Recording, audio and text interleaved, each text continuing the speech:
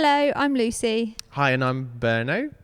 And if you haven't already watched the first video of this sort of series that we're doing, it's worth checking it out so you know what we're talking about. And why we're sat so close together. That will also help. Yeah. Because COVID's not over yet. No. So in this sort of introduction video, we mentioned that we're talking about self-love versus selfless love. And especially particularly in the context of church and Christianity. Yeah, because one of the things that are emphasized a lot, we feel, over the years has been about the selflessness and giving yourself up just as Jesus has done. But there's not actually really any talk about being self-aware.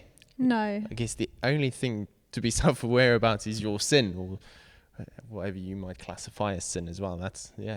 And these are experiences. So we thought we would share them, and we thought it'd be really interesting to hear what your experience is, because it might be different to ours.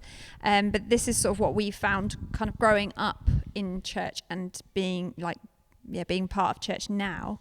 And I guess our family influences as well, and things they talk about. So, yeah. So today, then, what are we on about today? So we're talking about self-awareness today, because that's a pretty important part of life. Life, but also this whole tension or this whole concept of self-love versus selfless love. Right. Yeah. Because of the emphasis on self-love. If you don't really know yourself, how can you love yourself appropriately and also be selfless in the way you live and treat others? Yeah. So I had a quick look at the definition of self-awareness. You're so smart. And it says, this is the Cambridge Dictionary, it says having good knowledge and judgment about yourself. So to go into that a little bit further, I would say that it's about being aware of your own feelings, your own emotions, your habits, your reactions, and your behavior and thoughts. Okay, that's what I would say is self-awareness. And it's not like self-consciousness. So when we become teenagers, do you remember that self-conscious stage you've been in? And sometimes we still feel self-conscious, but because self-consciousness is you're kind of aware of yourself. Yeah. Or you're not aware, but conscious of yourself, but you get embarrassed about yourself because that's just your teenage years, isn't it? Just think back if you can remember that. Yeah. So now how did you become self-aware? Okay, so what's this journey you've been on? Because, are you completely self-aware? No, definitely not. I think that's a really important point to emphasize, that it's a journey. If you can hear noise in the background, that's our girls just playing. So, so I became aware of self-awareness through having counselling. So I was struggling with a particular fear, and it got to the point where I knew that I needed to get help about it. And through having that counselling, it's helped me in ways that I didn't anticipate, and a massive part of that has been becoming more self-aware. So it's not that you just one day looked in the mirror and realized a load of stuff about yourself. You actually it's through someone else's guidance, I guess. Counselor, someone's guidance. So someone who's objective, who's not judgmental, and who can ask you questions and help you kind of on that journey of reflection, and kind of realizing how your experiences and your upbringing is influencing your behavior and your thought patterns in the present. Okay. Yeah, and how about you? Because that's my journey, but I think it's interesting as well for you to share how. Well, it's interesting because while you're still doing the counselling, but when you started that journey, at the same time, I'm currently doing a part-time degree in applied theology, and one of my assignments was to write a journal on my cultural heritage and spiritual upbringing and how that's impacted my journey in my spirituality now. Yeah. And so you then think about the experiences. It was particularly about significant experiences in your life that's impacted your spirituality. That was what it was about. And and that really made me think about my family and how they kind of shaped or they influenced me and how that's impacted me now. And so, looking back and realizing that the way I am is as part of these experiences and how I process them as well. And it's really interesting because you realize the quirks you have in your parents, and it's quite, it's funny. You realize, that's why I'm like that. I can see that now. But then some things are genetic, aren't they? You can't just, you can't necessarily change these things. But I think that's the thing about the self-awareness thing is you start picking up things about yourself that you might be able to change or work on, or you recognize, these are the things I really struggle with. Yeah. And I need to, because I'm more conscious about it. You were saying about being able to change things. Being able to change things, yes. So, once you're aware of kind of your shortcomings and things, like we all have that. That's the thing. Yeah. And it's not just about, that's the way I am, but you have to then think, okay, how can I work on this? Yeah. And it's this thing about realizing your strengths and your weaknesses. And sometimes it's just about accepting this is just the way I am. I have to make peace with that. Yeah.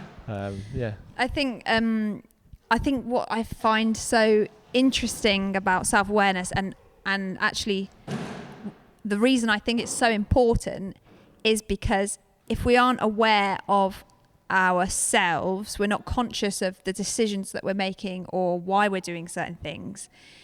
We can do it because we feel we have to, or because that's just what everyone around us is doing, or that's just, we're not conscious and we're not intentional.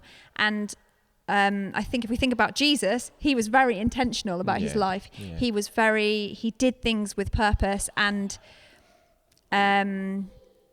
so actually I think self-awareness is so powerful, because if we can be self-aware and we can be aware of ourselves and our feelings and our emotions, and we know our limits, I think that's a really important thing, that we know our limits. When we then choose to do something, it's... You want to do it because you know that's where your strengths lie, or that's where your... Or you're really aware that it's going to be a sacrifice. That too, yes. But you also know that it's a conscious decision. It's a conscious rather decision. Than being coerced. Coerce is a strong word, but rather than you feeling like you have to do something. I get it's a want to rather than a should do, have to. Feeling obliged to. Yeah. So I think it's really powerful, and I think it's really important, and that's why I think it's actually really good to talk about it. And I think sometimes the obliged thing does come in, though. I think there's still a place for that. It's not that that's necessarily a bad thing, but I think there's a place for that as well. But within the context of self-awareness, would you say if you are self-aware, you are then able to live out your maximum potential as a human being? That's a big claim, isn't it? It's a good question. I think I don't know. He's put me on the spot now. How do you think, how much of an impact would that make in terms of living out your full potential? I think it's really an important part of living out your potential, because but you sound, I'm not explaining it very well. But you sound reluctant, so I guess you're saying it's not the only part. No, I don't think it is the only part. Yeah. But I think it is a really important part, and it's a very powerful part.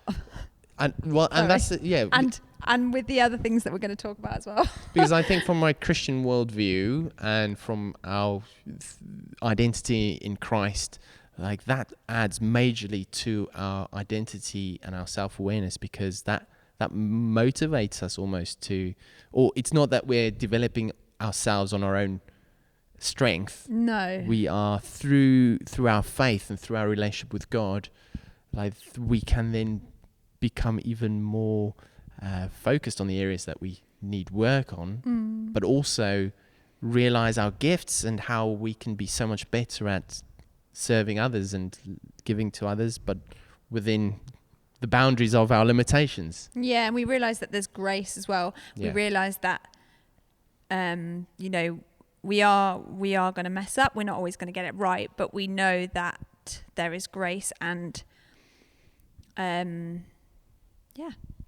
think one without that, yeah. One thing that I've also really found helpful with us both going, like being in the stage of the same place, is how, in terms of our marriage, like you becoming more self-aware helped me become more aware of you and how you work, and the same with you. And we still have moments of frustration because because we just sometimes think very differently on something. Yeah. We get really frustrated and we talk it out, and Yeah. but then we realize actually because we are sometimes so different in the way we approach something. Yeah. It's not that either of us are wrong. No. It's just we approach it in a different way. Yeah, although I didn't think that at first. Just being honest. She thought she was right. I thought I was right. I always think I'm right. Joking. So here you go, men. There's a confession from a lady that says she's not always right. But it's interesting, isn't it? Because it's our truth. It's we have this kind of like lens. We have these like this particular perception because of our own experiences. And so we think, well, that is just the way it is. So how can you see it any differently? Yeah. And so I think it is powerful. It is important as well for being aware of other people and their limitations. Yeah. And I think as well, because you begin to realize, your own, well, you might already be aware of your flaws, but you might understand why you struggle with particular things and why you are the way you are. And that helps, because then you realize, well, actually, Joe Bloggs down the road, he's got his experiences. He's been through lots of different events in his life, and maybe that shaped the way he is, and maybe that's why he is the way he is, or she is, or. And it gives it means you can be more gracious towards others because you're aware of your own limitations, and so you then try and figure out, okay, what are other people's limitations so that I can help them or serve them in some way or another with that. And it also means this kind of links in with the next video is boundaries, being able to set boundaries and making sure that you don't get taken advantage of. Yeah. But also that, you operate within your best capacity, I guess. Yeah. Well, we'll be able to talk about that more next time, won't we? Yeah. Great. Cool. Well, stay tuned for the next video if you want to find out about boundaries. And please comment with your experiences and your thoughts, because, again, we're sharing from our own perspective. And there's only two of us. Yeah, there's only two of us. The world's a big place. Yeah. It'd be great to hear what you think.